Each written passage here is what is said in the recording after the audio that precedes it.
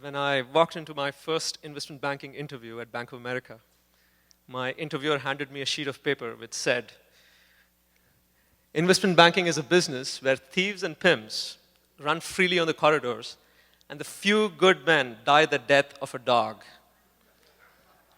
And in big, bold letters at the bottom, it said, "There is also a negative side." My interviewer looked at me straight into my eyes, grim-faced, and asked me my first interview question: "Which one of the three are you?" This was my first introduction to the world of investment banking. I made my way through all those questions, and I got a job offer, but the question never really left me. It was almost like a challenge. Is it really true that good men and women cannot negotiate that world successfully? The question also piqued my curiosity into a concept that I was dabbling with in my study of Eastern philosophy, particularly a text called the Bhagavad Gita, which is India's classic on yoga and spiritual wisdom. And the concept is called karma yoga, which means acting in the purest state of mind, even in the most complicated of situations.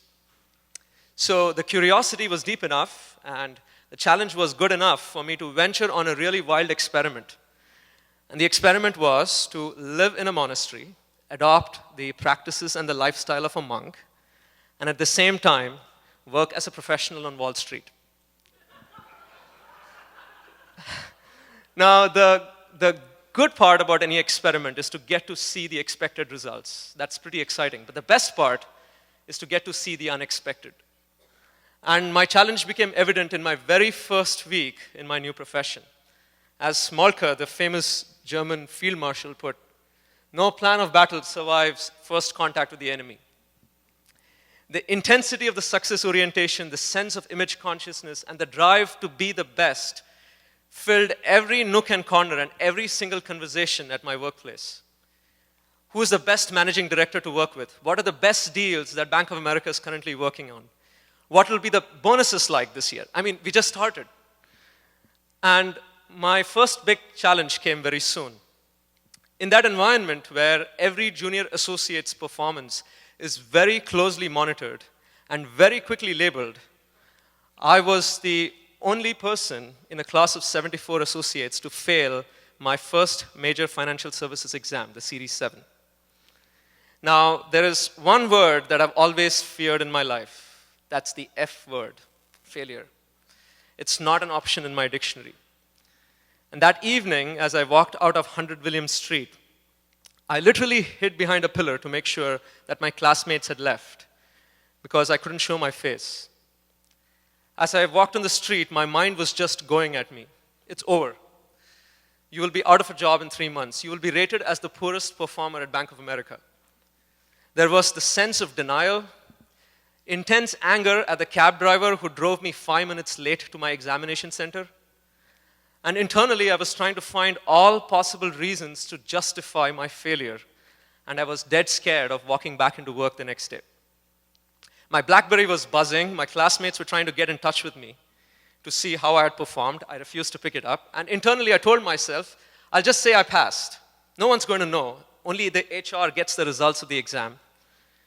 So determined to save my face at all costs, and rationalizing it pretty well, I decided to cook the books, and I reached the monastery. Now, the monastery is located on 1st Avenue between 1st and 2nd Street, right next to a tattoo shop. Very strategic for a monastery. And the first floor is a really nice cafe that's run by the monks. And as you enter inside the building, the sanctified atmosphere and the genuinity of the monks totally touches the heart. The monks live a very simple life. We have monks from 7 different countries. They live a very simple life, and as they like to say, their most valuable real estate in Manhattan is an 8 feet by 4 feet closet where they like to keep all their stuff. They sleep on the floor, and the simplicity of their lifestyle really brings out the integrity, the genuinity, the humility that exudes a very deeply introspective spiritual life. And they share what they receive in many places in New York, including yoga studios and also in universities like Columbia and NYU. Now, at the core of their lifestyle is a daily 2-hour-long meditation practice called japa meditation. Now, one of the interesting aspects about this meditation practice is it's not about the instantaneous calming of the mind, but it's about really seeing all the inner noise that the mind is producing and just seeing it for what it is. And although 2 hours seems like a really long time, apparently doing nothing, the real value comes in being in that inner space, away from all the constant pinging from the outside world. It's like a workout for the mind. And just as in a physical workout, we impose constraints on ourselves. We sit in certain positions, we stand in certain positions so that we sweat and develop our muscles. Similarly, this is like developing the muscles of the mind.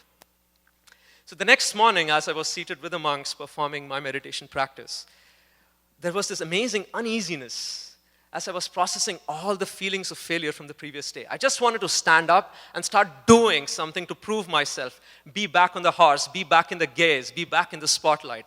It just seemed that these feelings of failure were speed bumps on my road to success. And as I looked around the room and saw how intently and earnestly the monks were engaged in their meditation practice, that gave me enough determination to stay put and just observe. And after almost an hour, which seemed like eternity, the clarity started to descend. I saw how I had become this compulsive achievement machine, this master at repression, that my feelings were just impediments on my road to success. I had unconsciously become a slave of my ego, so hard-hearted upon myself and upon other people for merely failing in an exam. And as I walked into work that day, a whole bunch of excited associates and analysts were standing right next to my cube discussing the results of the previous day's exam.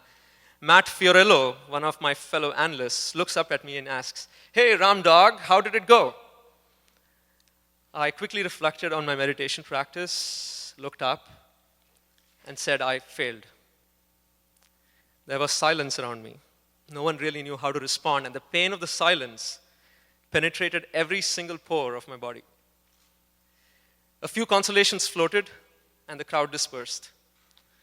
And as I slowly walked back to my seat and sat down, I experienced this amazing groundedness, the sense that I had let go of a huge load that I was carrying. There was a certain acceptance of my own vulnerability and a genuine, light-hearted joy in that acceptance. For the first time in my life, I realized that my value did not exclusively come from all the external validation that I received. It came from really being who I am. And later that evening, Matt expressed a desire to talk to me, and he said, "It was amazing, you spoke the truth in front of all those people. No finger pointing, no excuses. Thank you for being so trustworthy." For the next 45 minutes in an investment bank, we spoke about introspection, integrity, karma yoga, and the Bhagavad Gita. This episode and episodes like this during my experimental phase gave me some insights into the world which I would like to share with you. We live in an age where technology has virtually shrunk the world to the size of our palm. We live in an age of connectivity. But in spite of this connectedness, this social network that we so often talk about, there is such an amazing disconnect from our own real self. We live in a culture of doing without necessarily being. And the problem is that in our drive to portray ourselves in the best possible light, which is our interpretation of who people would most desire, we move so far away from our real authentic selves. We become aliens to ourselves. I would like to invite all of you to a simple experiment. You don't have to join a monastery. You don't have to become a monk. But it requires a little discipline and 15 minutes each day.